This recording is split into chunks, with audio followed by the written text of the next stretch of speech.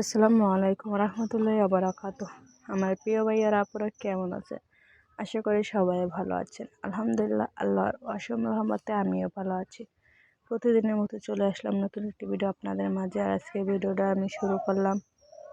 তো বাজার থেকে আমি 1 কেজি হলুদের গুঁড়ি কোটায় আনছি। এখন বাড়ি এনে একটা নেটের মাধ্যমে এটা করতেছি, যাতে ছাপনা যা থাকে বাইরে যায়।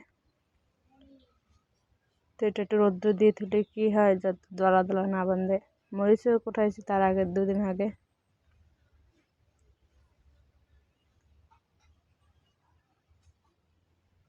কি কইছো মা? আচ্ছা। তো আজকে আমি কদু দিয়ে সাথে লাউ দিয়ে বানাইলাম ওরে বৈরাগী। লাউয়ের আগা খাইলাম, ডুকাগো খাইলাম, লাউ দিয়ে বানাইলাম ডুগডুগি।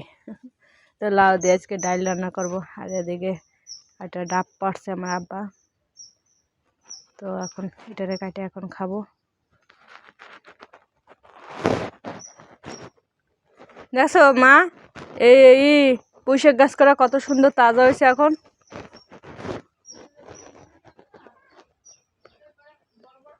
তো আমি ডালের ভিতরে কদু দিয়ে দিলাম। অনেক সুন্দর হয়েছে। আমি মাটি খুঁজে দেওয়ার পর আর এই গোবর সার দেওয়ার পর দেখছো কত সুন্দর মোড়া মোড়া হয়ে গেছে। গাছের যত্ন না নিলে গাছ মরে যায়, আর গাছের যত্ন নিলে গাছ কত সুন্দর হয়। তো এদিকে আমি মাছ ভাজছি।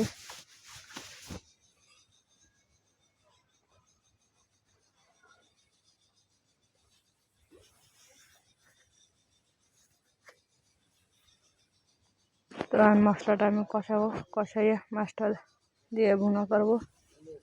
আর আমার কথায় যদি ভুল টুটি হয়ে থাকে ক্ষমার দৃষ্টিতে দেখবেন। আর আমার ভিডিওটি যদি ভালো লাগে অবশ্যই একটা লাইক, কমেন্ট, শেয়ার ও সাবস্ক্রাইব করবেন প্লিজ। পাশে বেল আইকন ক্লিক করবেন, যাতে পরবর্তীতে ভিডিও আপলোড করলে আপনাদের কাছে পৌঁছে যায়।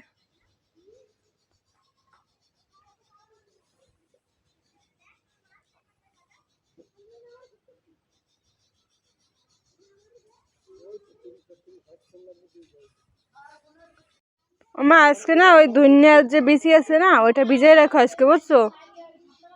তাহলে পরশুদিন ফেলাই দেবানি ধনিয়ার বিচিগুলো। তো সবাই ভালো থাকেন, আল্লাহ হাফেজ।